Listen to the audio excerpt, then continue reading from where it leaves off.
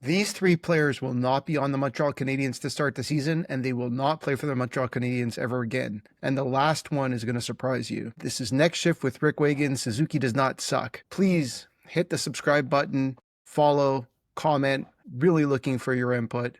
Thank you for following me. This show will be on after every game of the Montreal Canadiens season. Prior to the season, we'll have talks about players, potential trades that happen. We will have guests on the show. Really appreciate your viewership, and please comment and hit subscribe. So this is Next Shift with Rick Wagan. Suzuki does not suck. And then, like I said, we were talking about some players that were most likely not going to be on the Montreal Canadiens to start the season. I believe they may never play for the Montreal Canadiens. So the first player I want to talk about is Joshua Roy. Joshua Roy was drafted in 2021 by the Montreal Canadiens in the 5th round. As you can see in his Hockey DB, the draft minus 1 season was not the best season. He had 13 goals and 5 assists, and he was drafted that year. The Montreal Canadiens were able to get a pretty good player in the 5th round who went on to have an incredible season with the Sherbrooke Phoenix. As you can see, 51 goals, 68 assists, a great plus minus. He played for the Canadian junior hockey team and won a gold medal with Bedard, played on the first line, was an elite player at that level. Let me just say, I do really like this player. I thought of him as somebody who could play a ceiling of Corey Perry type hockey. Obviously, that's a high ceiling for a lot of players.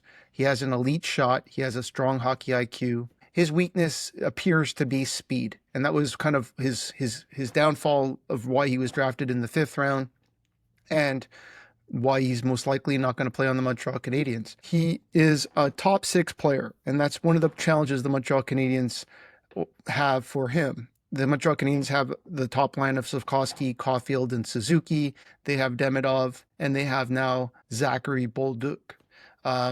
There is a spot there, but it's looking for a centerman most likely. Michael Hage is kind of tracking, or the Montreal Canadiens will most likely trade for a second line center using all of their assets, including a player like Joshua Roy, maybe. So again, like I said, I don't believe this player isn't going to make the NHL. I believe he will get traded, and or somebody will pick him up. He will get his opportunity. He belongs on the top 6. The Montreal top 6 is stacked. Many of those players, all of those players are under 25 or 25 or under.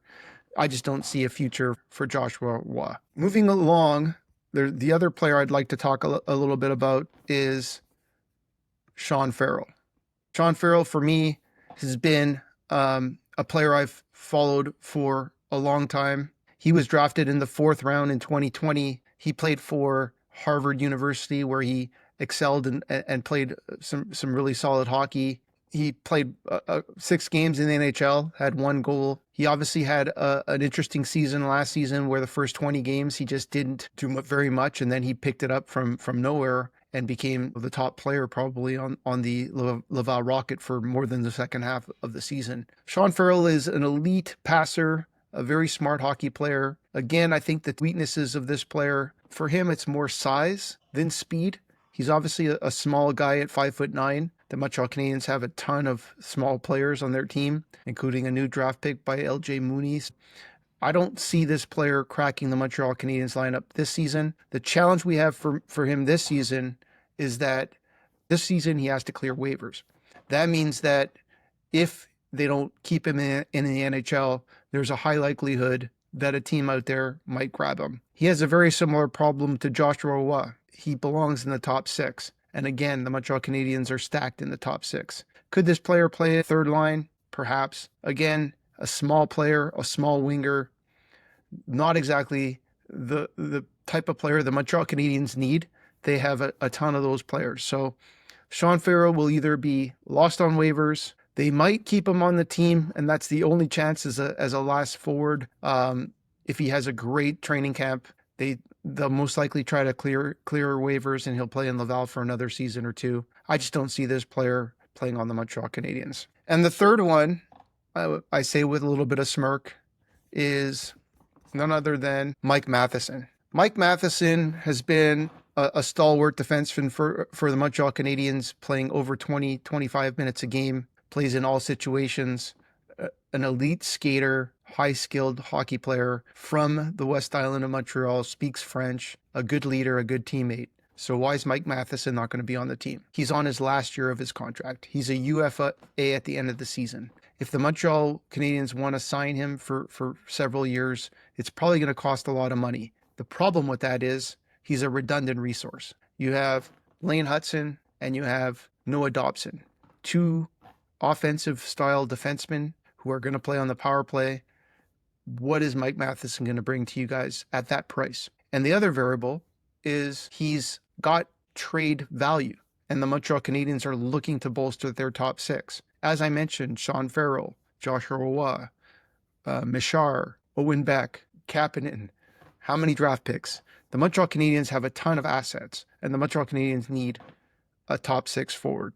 They've been talking about a bunch of different people. I'm not going to talk about those on this show today, but what I'd like to obviously say is Mike Matheson's days are numbered in the Montreal Canadiens. I believe he'll get traded before the season. I think it's a waste to keep him halfway through the season and trade him at the deadline.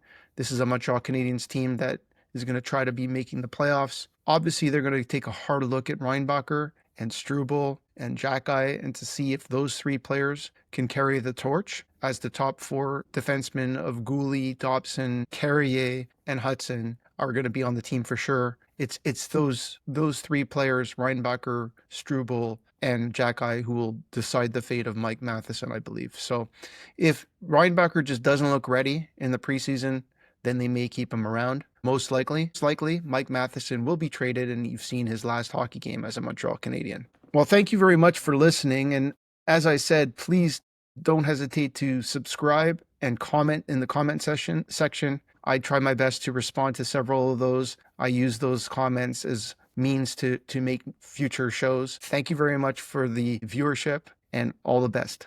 That's it for me. That's it for Next Shift. Suzuki does not suck. Thank you.